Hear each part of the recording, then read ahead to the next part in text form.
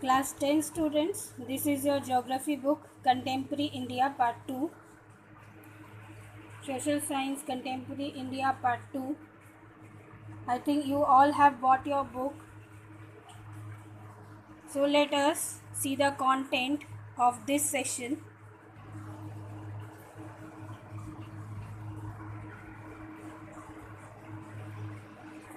So here the contents of class 10 geography. First chapter, resources and development. Fourth chapter, agriculture. Sixth chapter, manufacturing industry. And final chapter 7, lifeline of national economy. So these all are included in your course in this session. Chapter 1, 4, 6 and 7. This is your first chapter, resources and development. Resources means संसाधन, development means विकास. संसाधन और संसाधन के विकास के बारे में हम लोग इस चैप्टर में पढ़ेंगे. Now see students, what is resource. Resource क्या है? हिंदी में तो संसाधन एक शब्द में बोले तो एक्चुअली रिसोर्स वो चीज़ है जो हमारे ज़रूरतों की पूर्ति करता है और जो हमें संतुष्टि देता है. और रिसोर्सेज हमें नेचर से ही मिलते हैं मोस्टली. जो भी हमारे एनवायरनमेंट में मौजूद है और वही चीज़ जो हम यूज़ करते हैं एनवायरनमेंट से लेकर के, और उसके बाद हम लोग सेटिस्फाई होते हैं यानी खुश होते हैं उस चीज़ को यूज़ करने के बाद, उसे कहते हैं resource. Everything available in our environment which can be use to satisfy our need यानी हमारी ज़रूरतों की पूर्ति करता है, वो रिसोर्स कहलाता है. It is technologically accessible, economically feasible and culturally acceptable. इस टर्म का मतलब क्या है? टेक्नोलॉजिकली एक्सेसिबल यानी तकनीकी रूप से वो हमारे आसपास है और उसका हम लोग उपयोग कर सकते हैं. इकोनॉमिकली फीजिबल यानी वो हमारे पॉकेट फ्रेंडली भी तो होना चाहिए वो चीज़. तो इकोनॉमिकली फ्रेंडली तो मनुष्य खुद ही बना लेता है हर चीज़ को. और कल्चरली एक्सेप्टेबल, कल्चरली यानी हमारे संस्कृति के साथ भी उस संसाधन को उपयोग में लाने के लायक जो संसाधन होगा उसे कहते हैं कल्चरली एक्सेप्टेबल. आप लोग कल्चर, मैं एक एग्जांपल देती हूँ कि जो चीज़ या फिर जो संस्कृति के आधार पर जो चीज़ें हम लोग हिंदुस्तान में या भारत में यूज़ करते हैं रिसोर्सेज, कई अलग देशों में ऐसा नहीं होता है. अगर हम लोग जापान की बात करें तो जापान रिसोर्सेज में काफ़ी डेवलप है, लेकिन उसके कल्चरल रिसोर्स और हमारे कल्चरल रिसोर्स में बहुत ही क्या है, डिफरेंस है, अंतर है. अंडरस्टूड. वो लोग मशीनरीज को भी कल्चर में लाते हैं, लेकिन हमारे संस्कृति में मशीन को हम लोग कल्चर में नहीं लाते हैं. अंडरस्टूड. अब आगे बढ़ते हैं हम लोग. ये क्या है? फर्स्ट फिगर आप लोग अपने बुक में फॉलो कीजिए. Interdependent relationship between nature, technology and institution. Nature यानी प्रकृति, तकनीक और संस्था, ये एक दूसरे पर किस प्रकार से निर्भर या इनका क्या रिलेशन बनता है. सेंटर में ह्यूमन बीइंग है. क्यों? क्योंकि फिजिकल एनवायरनमेंट जो कि नेचर है वो भी ह्यूमन बीइंग के द्वारा, टेक्नोलॉजी ह्यूमन बीइंग और इंस्टीट्यूशन भी ह्यूमन बीइंग के द्वारा ही गठित किया जाता है. अब आप लोगों को एक चीज़ फॉलो करना है यहाँ पे. Classification of resources. संसाधन दो प्रकार से हमारे पास चरित्रित होते हैं. एक है प्राकृतिक और एक है मानव के द्वारा बनाया गया. प्राकृतिक जो होता है वो रिन्यूएबल और नॉन रिन्यूएबल दोनों ही होते हैं. रिन्यूएबल यानी जिसको हम लोग उसको क्या कर सकते हैं, रीयूज़ कर सकते हैं, बार बार उसको अब प्रयोग में ला सकते हैं, जैसे कि हवा यानी वायु और पानी। बायोलॉजिकल मतलब आप जानते हैं कि बायोस्फीयर में जो चीज़ें पाई जाती है उसको बायोलॉजिकल कहते हैं। बायोस्फीयर क्या है आप लोग पहले भी पढ़ चुके हैं, और ये चैप्टर वैसे आप लोग क्लास 8 में पढ़ चुके हैं। बायोलॉजिकल जो बायोस्फीयर में पाए जाते हैं, जैसे vegetation, wild life, human being, ये सब बायोलॉजिकल चीज़ें होती है। सो रिन्यूएबल में भी दो भाग है, एक है विंड एंड वाटर और एक है बायोलॉजिकल यानी जो नेचर से हमें मिलता है और वाइल्ड लाइफ से हमें मिलता है। नॉन रिन्यूएबल क्या है, जिसको हम लोग फिर से रिन्यू नहीं कर सकते हैं, जैसे कि recyclable metal, non recyclable fossil fuels. वैसे तो रिसोर्सेज सब मिट्टी के नीचे से और मिट्टी के ऊपर ही मिलता है, तो जो नीचे से हमको मिल रहा है वो क्या है, रिसाइकलेबल मेटल। फॉर एग्जांपल ऐसे मेटल जो कि हम लोग दोबारा तिबारा उसको यूज़ कर सकते हैं, जैसे कि आयरन हुआ। नॉन रिसाइकल फॉसिल फ्यूल क्या है, जिसको हम लोग दोबारा यूज़ नहीं कर सकते, जैसे कि कोयला। अब आते हैं हम लोग दूसरे रिसोर्स के क्लासिफिकेशन में, जिसे कहते हैं ह्यूमन बीइंग, मानव यानी मानव संसाधन। मानव संसाधन में दो प्रकार पाए गए हैं, स्ट्रक्चर्स एंड इंस्टीट्यूशन, और एक है क्वांटिटी एंड क्वालिटी।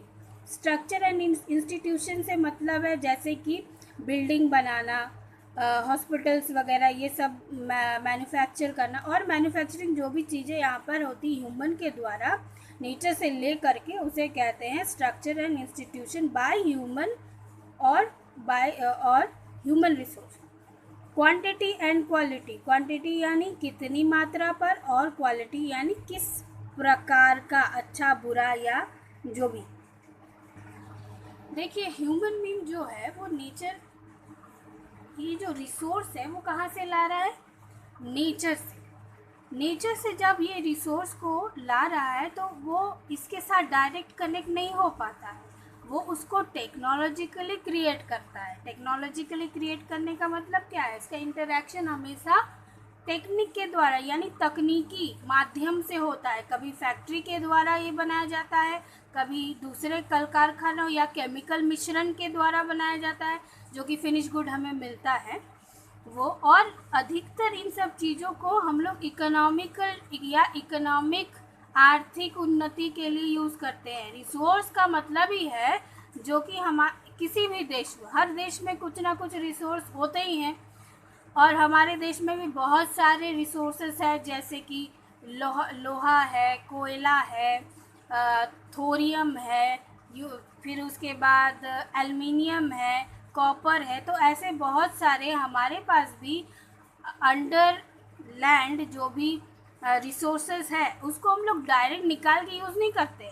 जैसे लोहा निकाला और घर में खाना पकाने के लिए यूज़ कर दिया, ऐसा नहीं है। कोयला निकाला घर में चूल्हा जलाने के लिए यूज़ कर दिया, ऐसा नहीं है। कोयले को निकालने के बाद भी उसका बहुत सारा टेक्सचर होता है, उस टेक्सचर को केमिकली बैलेंस करने के बाद ही वो मार्केट में अवेलेबल होता है, जिसे हम पैसे से खरीदते हैं, तब जाके इकोनॉमिक डेवलपमेंट होता है किसी भी देश का। तो इसी प्रकार से हम लोग नेचर के साथ डायरेक्ट कनेक्ट नहीं हो पाते। हम लोग नेचर के साथ मतलब मानव प्रकृति के साथ, रिसोर्स के साथ टेक्नोलॉजिकली तकनीकी रूप से ही कनेक्ट हो पाता है। अब देखते हैं दूसरे पेज में टाइप्स ऑफ रिसोर्सेज। रिसोर्सेज यानी संसाधन के प्रकार। On the basis of origin, origin समझते हैं ना, जहाँ से उस चीज़ की उत्पत्ति होती है।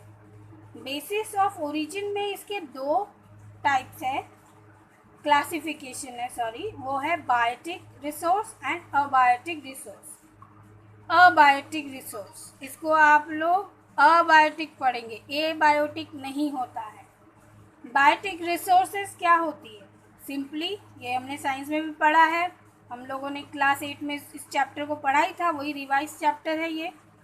सो बायोटिक रिसोर्स क्या होती है, वो रिसोर्सेज जो बायोस्फीयर में मौजूद है, जैसे कि human beings, flora and fauna. Flora means पेड़ पौधे, फूल।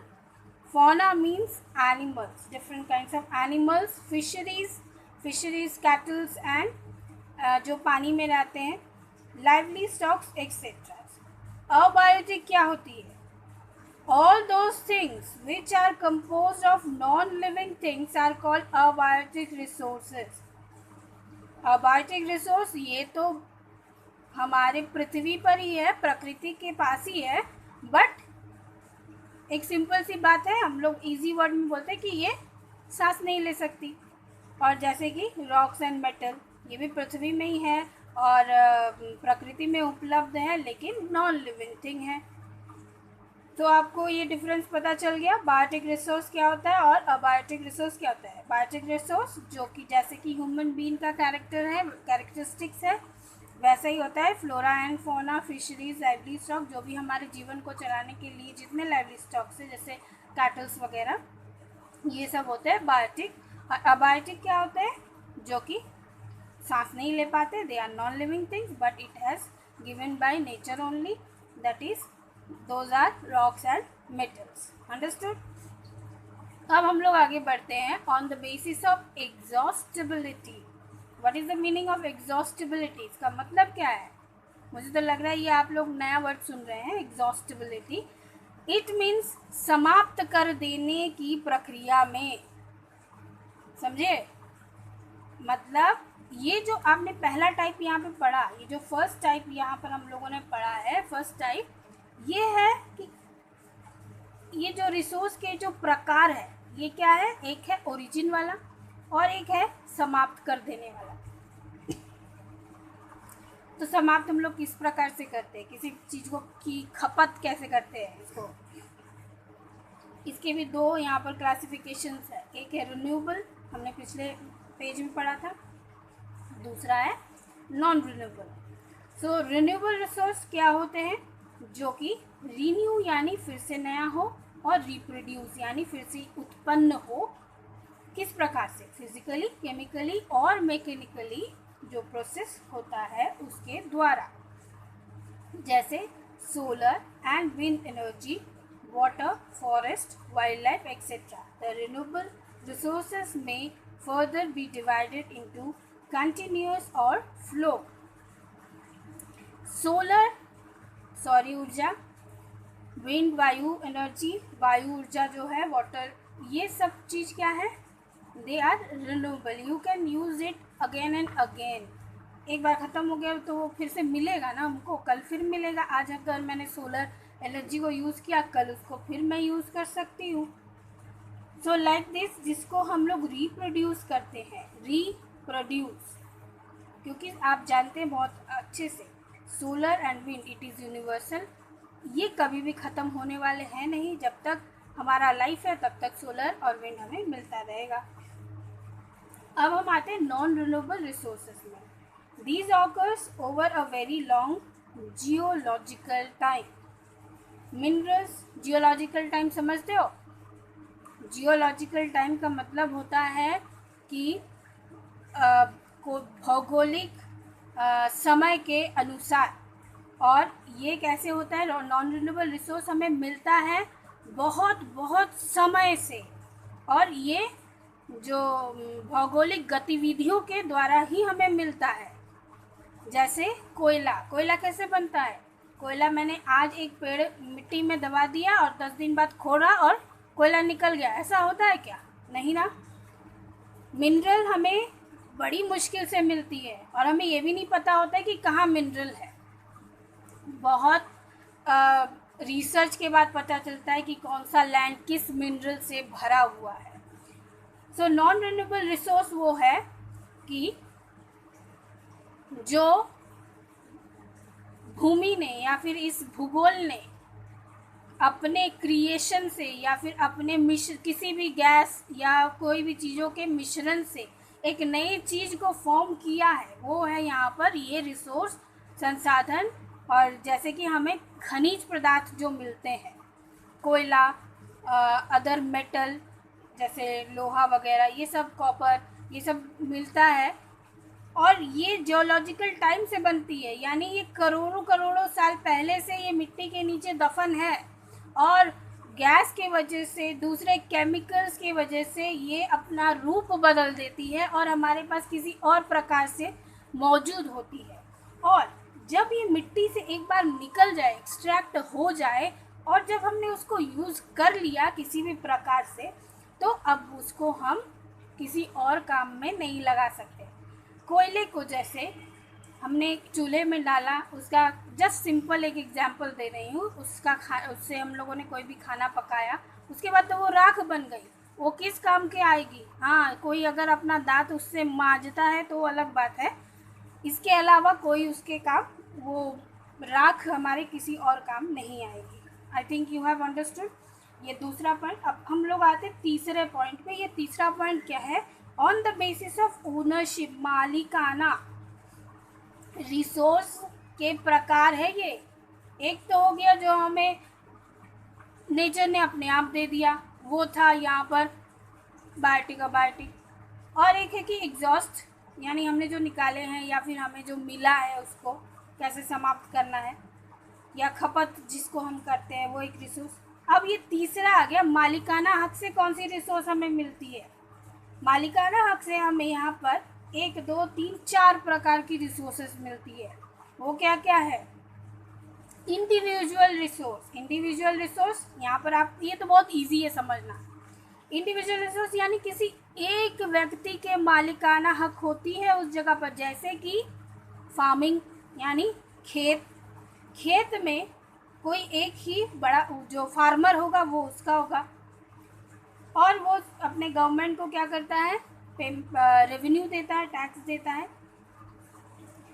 इसके अलावा अपना प्लॉट, यानी अपना घर का प्लॉट, अपनी प्रॉपर्टी, प्लांटेशन, अगर आपने कोई प्लांटेशन किया है वो एरिया, जिसको आप, एक सिंपल सी बात है कि जिसको आप ये बता पाए कि आप जहाँ दूर तक देख रहे हो वो मेरी ज़मीन है, वो बात कह पाए, ये होती है इंडिविजुअल रिसोर्स।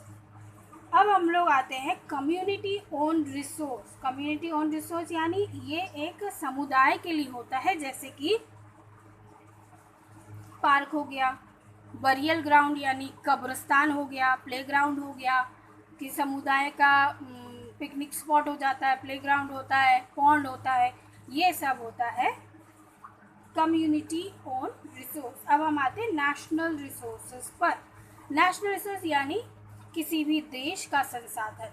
वैसे तो हर देश के पास ही संसाधन है, हमारे देश के पास भी काफ़ी संसाधन है, जिसको हम लोग सरकारी बोलते हैं ना, सरकारी रिसोर्सेज, संसाधन, उसे कहते हैं नेशनल रिसोर्स। जैसे कि रेलवे, कैनल, रोड्स, इसके अलावा water resources, forest, wildlife, land, ये सब पॉलिटिकल बाउंड्री के अंडर, किसी भी देश के पॉलिटिकल बाउंड्री के अंदर जितने भी इस प्रकार की चीज़ें हो, रोड, कैनल्स, रेलवेज़, जिसकी अथॉरिटी होती है गवर्नमेंट के पास, forest, wildlife, land, water resource, ये सारे होते हैं नेशनल रिसोर्स। और एक बात, यहाँ पर एक चीज़ आपने शायद यहाँ पर नया पढ़ा होगा, 12 नॉटिकल माइल्स। वही क्या होता है? जो हमारी पॉलिटिकल बाउंड्री होती है। और ये देखिए, ये एक इंडिया का मैप है। मैं आपको नॉटिकल के बारे में बताना चाहती हूँ। यहाँ पर नॉटिकल माइल्स क्या होता है? जैसे कि ये हमारी बाउंड्रीज़ है, इसके अंदर जो भी रिसोर्सेस है वो हमारी है, वो है नेशनल रिसोर्सेज।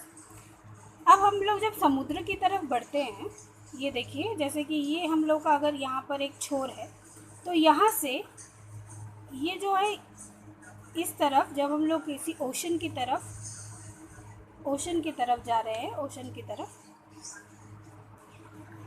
तो वहाँ पर हमारी बाउंड्री से लेकर के करीबन, यहाँ पर आप लोग के बुक में बताया गया है कि 22.2 किलोमीटर्स, 22.2 किलोमीटर्स की दूरी तक का जो एरिया रहेगा 22 किलोमीटर्स, वो है nautical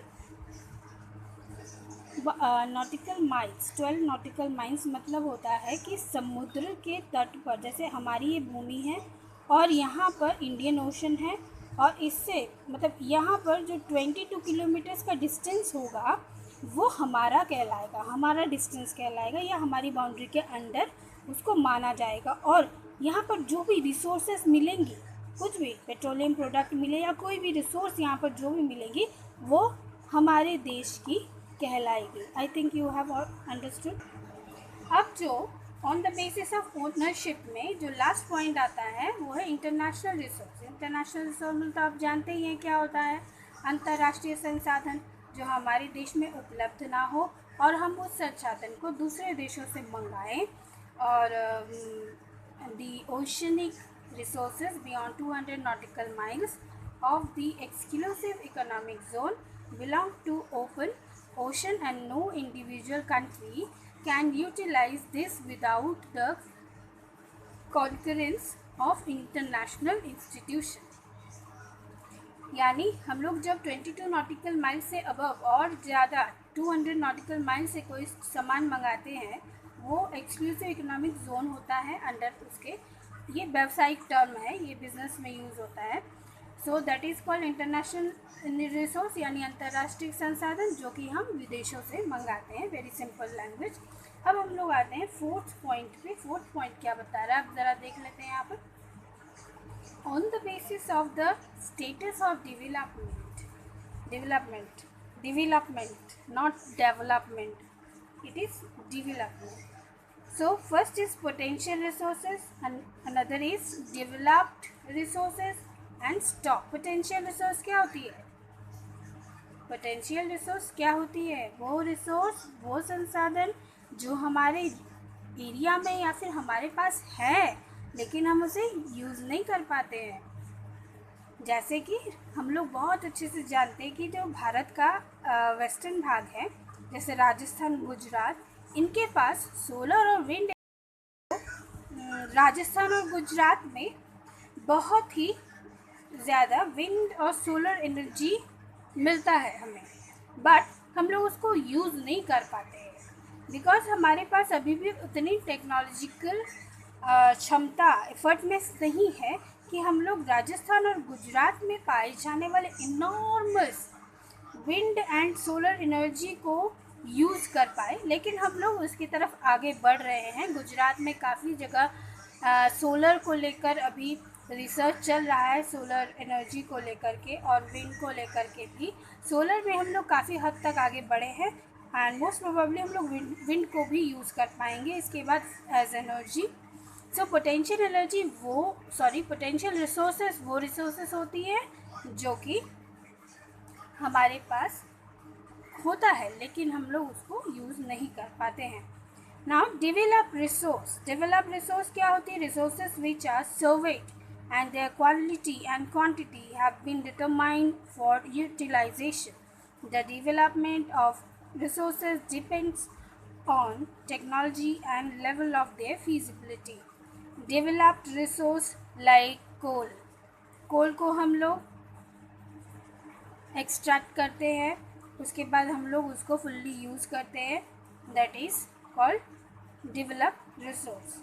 now stock, what is stock? Stock materials in the environment which have the potential to satisfy human needs but humans do not have the appropriate technology to access these are included among stocks।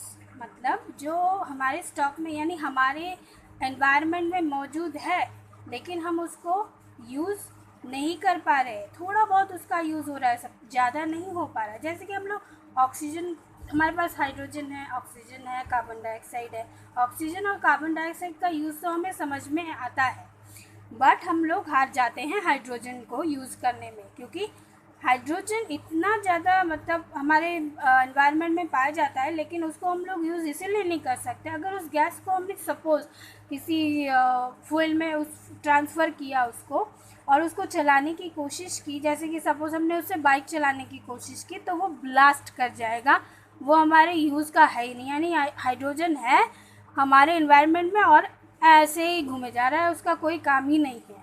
समझ में आया? Stock में कुछ चीज़ें होती है जिसको हम लोग यूज़ नहीं कर पाते हैं, नहीं करते हैं क्योंकि उससे खतरा होता है, उसे कहते हैं stock. Now come to reserves. What is reserve? आप लोग बाइक चलाते होंगे बॉयज़ तो रिज़र्व वर्ड सुनते हैं कि रिज़र्व में चला गया तेल।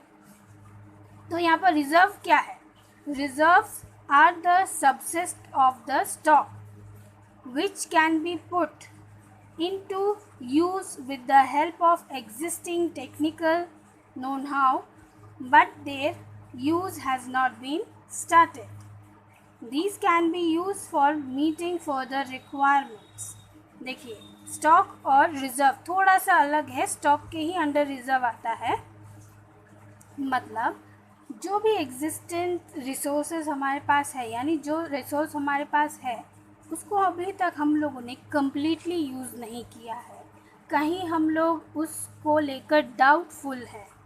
जैसे कि रिवर वाटर से जो हम लोग हाइड्रो इलेक्ट्रिसिटी पावर बनाते हैं प्रेजेंटली, उसका उतना ज़्यादा यूटिलाइजेशन नहीं है, उतना ज़्यादा हम लोग नहीं बनाते हैं। हम लोग मोस्टली जो डैम्स बनाते हैं वो खेती के लिए, एग्रीकल्चर के लिए होता है। बहुत कम ही हाइड्रो इलेक्ट्रिक पावर हम लोग प्रोड्यूस कर पाते हैं और ये लिमिटेड है। दस the water in the dams, forest etcetera is reserve which can B use in future. इसको हम लोग बाद में यूज़ करेंगे, अभी हमारे इसको यूज़ करने की ज़रूरत आन नहीं पड़ी है। आई think you have understood now. I will contact you all after this video because it can't be possible to make such a long video. So up to here you will study and go through the video if you want to, and go through your book. We will start with next in next video we will start with development of resources.